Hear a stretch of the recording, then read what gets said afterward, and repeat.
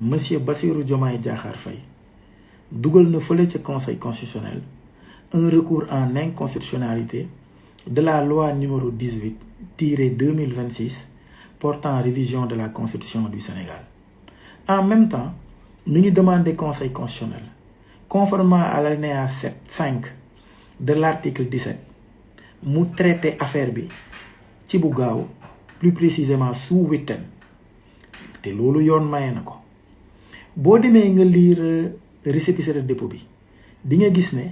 joindre nañ ci ay pièces yu bare. Di nga gis ne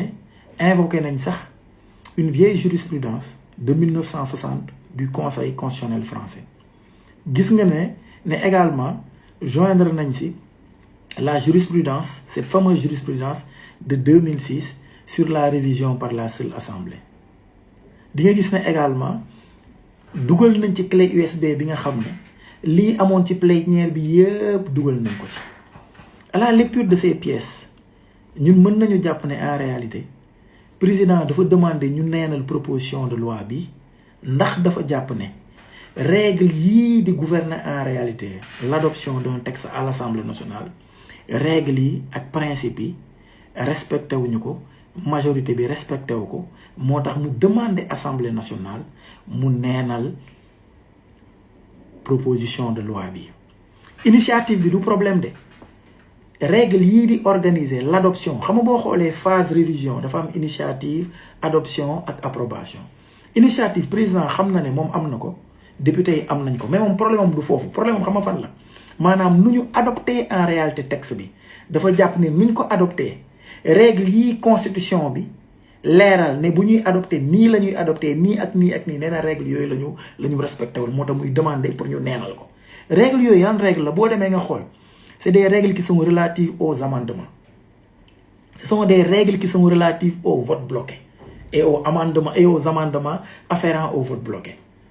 C'est les principes en réalité édictés par l'article 103, d'accord, relatifs à la révision constitutionnelle. C'est également le principe et les règles retenues et arrêtées par la jurisprudence de 2006. Léegi ma ñëw ci benn par benn. Déjà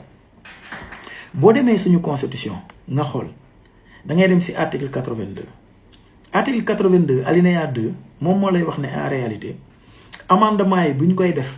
fokk ñu bàyyi xel ndax amendement bii ñun suñuy ressources publiques da koy wàññi wala suñu ay charges da koy créer wala da koy aggraver. Léegi ci proposition bi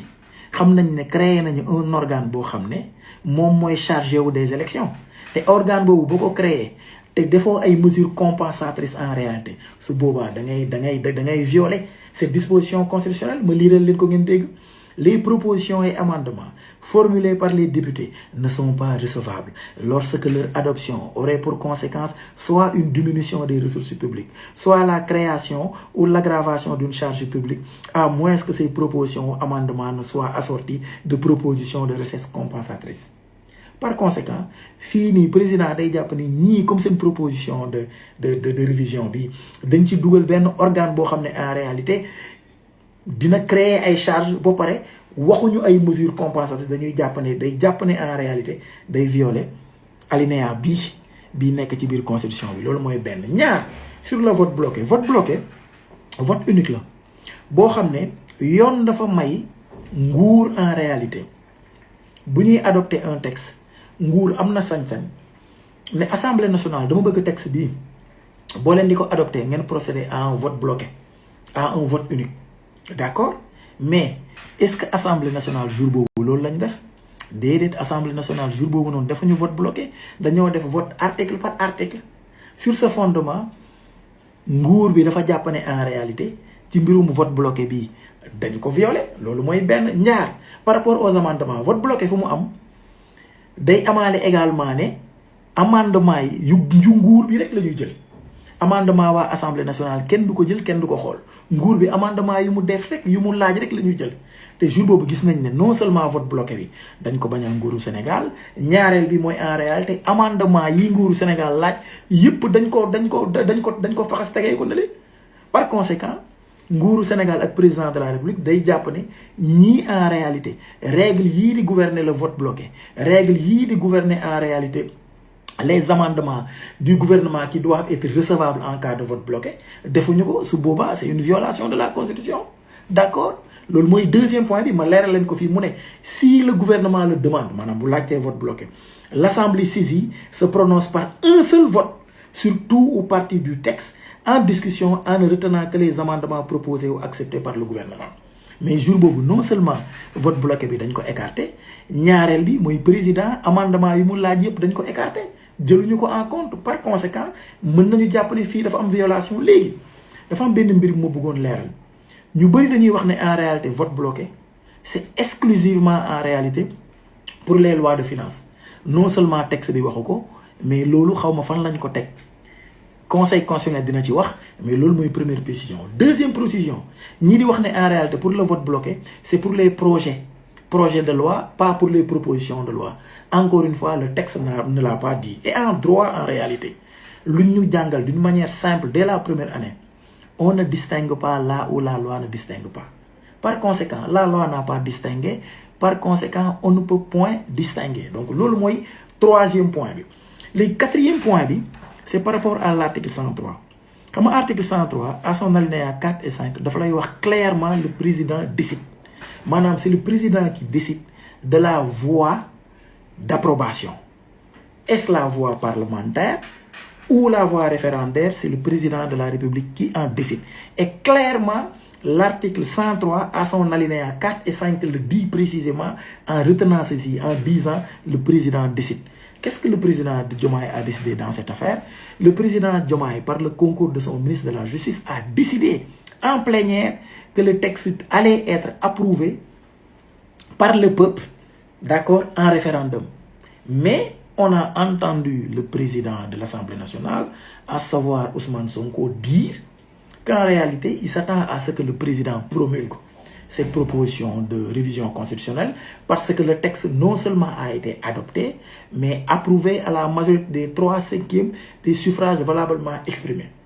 Par conséquent, fini, Diomaye day jàpp ne en réalité dañoo violer la constitution parce que constitution moom dong la may sañ-sañ pour mu tànn en réalité proposition de révision bi wala projet de révision bi naka lañ koy approuver ndax assemblée nationale wala ci askan bi te xam nañ ne ministre de la justice dafa wax lu leer nañ dafa ne en réalité proposition bi approbation bi askan dañ koy def te Ousmane Sonko le contraire la wax moo tax dafay jàpp ne en réalité foofu noonu Ousmane Sonko assemblée nationale dañoo violer en réalité la constitution du Sénégal. beneen bi mooy la jurisprudence de 2006 jurisprudence de 2006 ñu bëri dañ ciy am njumte parce que ñu bëri bu ñu koy lire dañuy daw directement si considérant 10 bi considérant 10 bi c'est la conclusion avant considérant 10 bi am na lu am lii am mooy lan mooy considérant 6 mooy considérant 8 mooy considérant 9 considérant 6 bi mooy poser le principe considérant 8 bi ñëw wane ne effectivement conformément à l'article 103 seul le président décide de la voie d'approbation moo tax considérant 8 bi ñëw pour arrêter un décret si considérant 8 bi da ngay gis ne président dafa jël décret jox sañ-sañ assemblée nationale pour mu procéder à l'approbation du texte alors que bii nii en réalité président joxul sañ-sañ assemblée nationale président askan bi la jox sañ-sañ pour mu approuver le texte par le biais d'un référendum par conséquent président dafa jàpp ne assemblée nationale ak majorité bi lu ñu def nii non seulement c'est en violation de l'article 103 mais également c'est en violation de la jurisprudence de 2006 parce que ñoom dañoo daw si considérant 10 bi te considérant 10 bi dafa poser des conditions avant considérant 10 bi dafa may condition préalable bi lan la mooy foog mu am décret foog président jël décision comme article 103 nu mu koy waxee le président décide foog président décider kan mooy approuver te président dafa décider ne assemblée nationale du approuver référendum la ñu jëm par conséquent assemblée nationale mënta wax ne man damay approuver même bu dee dafa adopter le texte à la majorité des 3/5 donc loolu laa bëggoon indi pour leeral pour terminer wax ne encore une fois dama doon expliquer juste les avis des deux cas d'accord ak lii tax président dugal recours mais c'est le conseil constitutionnel qui aura le dernier mot et on verra en réalité conseil constitutionnel ban décision lay jël aywa merci